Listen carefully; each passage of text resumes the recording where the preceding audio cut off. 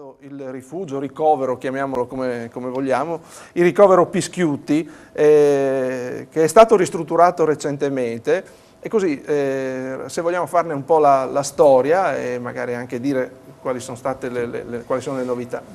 La storia del ricovero del Monte Quarnagh inizia negli anni 20 dello scorso secolo, quando si è sentita la necessità di dare un riparo agli atleti che svolgevano l'attività di corsa in montagna e di tiro, no, che erano organizzati dagli alpini e dai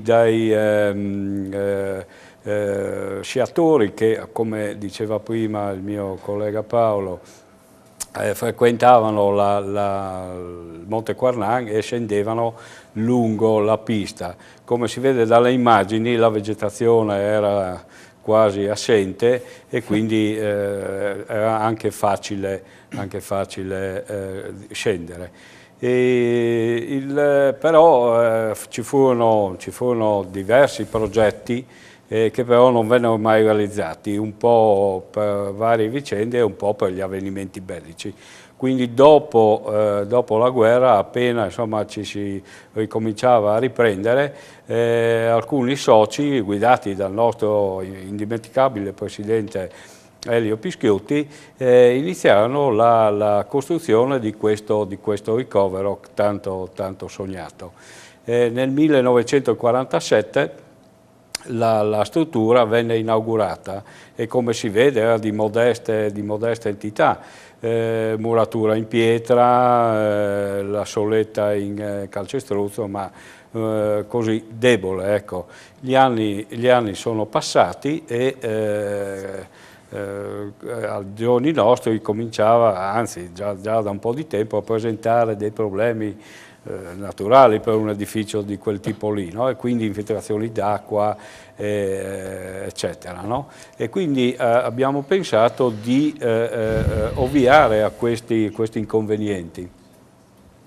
Ci è venuta l'idea di costruire una protezione, un tetto diverso da quello esistente, no? In modo, e quindi con due falde inclinate di 45 gradi rispetto alla soletta che esisteva. No? Bella nevicata qua. Vediamo un Quarnagh quasi ecco, no? Himalayano, vorrei dire, sì, usando un termine forse eccessivo. Le annate di quel periodo registravano delle notevoli, come si può vedere, nevicate. No? Particolarmente interessante la mancanza totale di vegetazione, di bosco. Adesso si stenta, chi visita insomma, il Quarnagh adesso stenta a riconoscere quasi la posizione del rifugio, perché veramente avete visto come era totalmente privo di vegetazione arborea. No? E quindi, come avete visto, era facile scendere con gli sci, no? Anche se la pista è stata mantenuta per un bel po' di tempo finché insomma, lo sci si è evoluto. Certo, quindi, no, ci sono state esigenze un po' diverse. Le stazioni invernali della regione hanno avuto il sopravvento.